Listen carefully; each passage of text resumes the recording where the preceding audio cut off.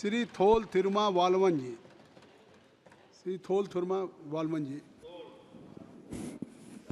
மாண்புமிகு அவைத் தலைவருக்கு வணக்கம்.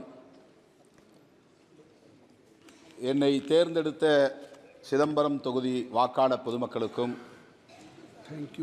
விடுதலை சிறுத்தைகள் கட்சிக்கு 2 இடங்களில் சிதம்பரம் மற்றும் விழுப்புரம் ஆகிய 2 இடங்களில் வெற்றியை தந்து ஒரு மாநில கட்சியாக அங்கீகரித்திருக்கிற இந்த இரு தொகுதி வாக்காளர் பொதுமக்களுக்கும் திராவிட முன்னேற்றக் கழகத்தின் தலைமையிலான கூட்டணிக்கு 40க்கு 40 100க்கு 100 வெற்றியை தந்த தமிழ்நாட்டு வாக்காளர் பொதுமக்களுக்கும் அகில இந்திய அளவில் அரசமைப்பு சட்டத்தை பாதுகாப்பதற்கென எதிர்க்கட்சிகளுக்கு 234 இடங்களை அளித்து ஒரு மகத்தான தீர்ப்பை வழங்கிய இந்திய வாக்காளர் பொதுமக்கள் அனைவருக்கும் முதலில் என்னுடைய நெஞ்சார்ந்த நன்றியை உரித்தாக்குகிறேன்.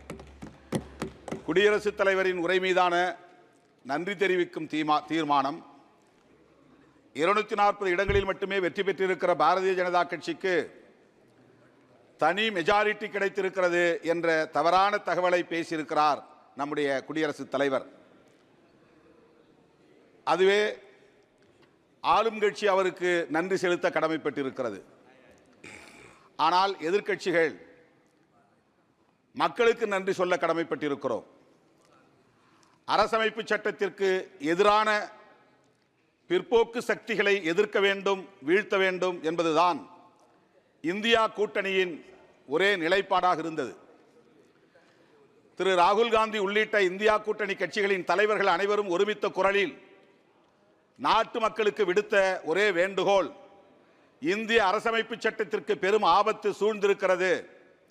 பாரதிய ஜனதாவின் தலைமையிலான கூட்டணி கட்சிகள் ஜனநாயகத்தை அழிக்க துடிக்கிறார்கள், அரசமைப்பு சட்டத்தை சிதைக்க துடிக்கிறார்கள். நீங்கள் எங்களை ஆட்சி அமர்த்த வேண்டும் என்பதை விட இந்த அரசமைப்பு சட்டத்தை பாதுகாக்க முன்வாருங்கள் என்றுதான் வேண்டுகோள் விடுத்தோம்.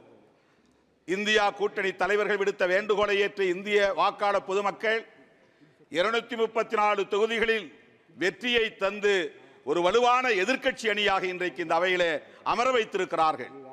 இது ஆளும் கட்சிக்கு மக்கள் தந்திருக்கிற படிப்பினை, பாடம் புகட்டி இருக்கிறார்கள். பாம்பில்லாத பாம்பை, பல்லில்லாத பாம்பை போல, கொம்பில்லாத மாட்டை போல இன்றைக்கு வலுவில்லாத பாஜகவாக இந்த அவையிலே ஆளுங்கட்சி அமர்ந்திருக்கிறது. இந்த பாடத்தை புகட்டிய வாக்காளர் பொதுமக்களுக்கு நான் மீண்டும் ஒரு முறை நன்றி சொல்ல கடமைப்பட்டிருக்கிறேன். நீட் தொடர்பாக இங்கே பலரும் பேசியிருக்கிறார்கள். அதில் ஏராளமான முறைகேடுகள் நடந்து வருகின்றன. NTA நேஷனல் டெஸ்டிங் ஏஜென்சி, அந்த அமைப்பை முதலில் கலைக்க வேண்டும். அது பொறுப்பேற்ற பிறகு ஏற்பட்டிருக்கிற முறைகேடுகள் இன்றைக்கு வெளிச்சத்திற்கு வந்திருக்கின்றன. அந்த அமைப்பை கலைப்பதோடு நீட் தேர்வையே முழுமையாக தேசிய அளவில் நீக்க வேண்டும் என்று நான் வலியுறுத்த கடமைப்பட்டிருக்கிறேன். தமிழ்நாடு அரசு நீட் தேர்வை முழுமையாக விலக்க வேண்டும் என்று ஒரு முறைக்கு 2 முறை தீர்மானம் நிறைவேற்றி குடியரசுத் தலைவரின் ஒப்புதலுக்கு அனுப்பி வைக்கப்பட்டிருக்கிறது. இதுவரையில் அது பொருட்படுத்தப்படவில்லை. மக்களால் தேர்ந்தெடுக்கப்பட்ட ஒரு அரசு நிறைவேற்றிய தீர்மானத்தை அவமதிக்கிற ஒரு செயலாகத்தான் இந்த செயலை நான் சுட்டிக்காட்ட, கண்டிக்க கடமைப்பட்டிருக்கிறேன். நீட் தேர்வை முழுமையாக இந்திய அளவில் நீக்க வேண்டும் என்று நான் வலியுறுத்துகிறேன். அரசமைப்பு சட்டத்தில் ஆர்டிகிள் 47 உறுப்பு எண் 47 டைரக்டிவ் பிரின்சிபல்ஸ் மிக முக்கியமான ஒரு வழிகாட்டுதலை தருகிறது.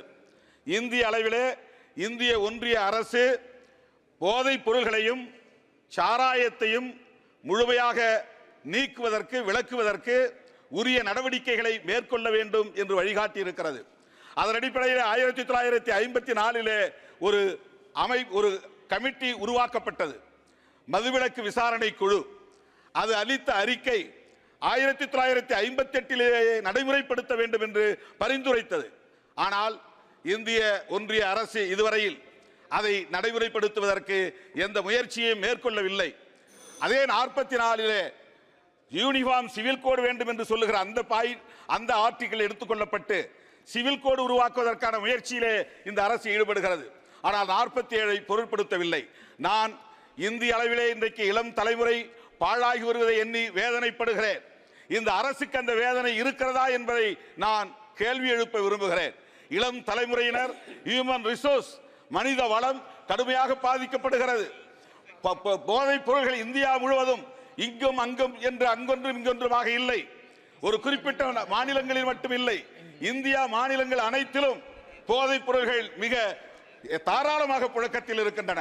கள்ளச்சாராயம் காய்ச்சப்படுகிறது. 4 மாநிலங்களை தவிர எல்லா மாநிலங்களிலும் அரசு மதுபானங்களை விற்பனை செய்கிறது. இது நாட்டுக்கு செய்கிற மிகப்பெரிய துரோகம், இளம் தலைமுறைக்கு செய்கிற துரோகம், மனித வளத்தை சிதைக்கிற ஒரு நடவடிக்கை. எனவே தேசிய மதுவிலக்கு கொள்கையை ஒரு கொள்கையாக இந்த அரசு கொண்டு வர வேண்டும்.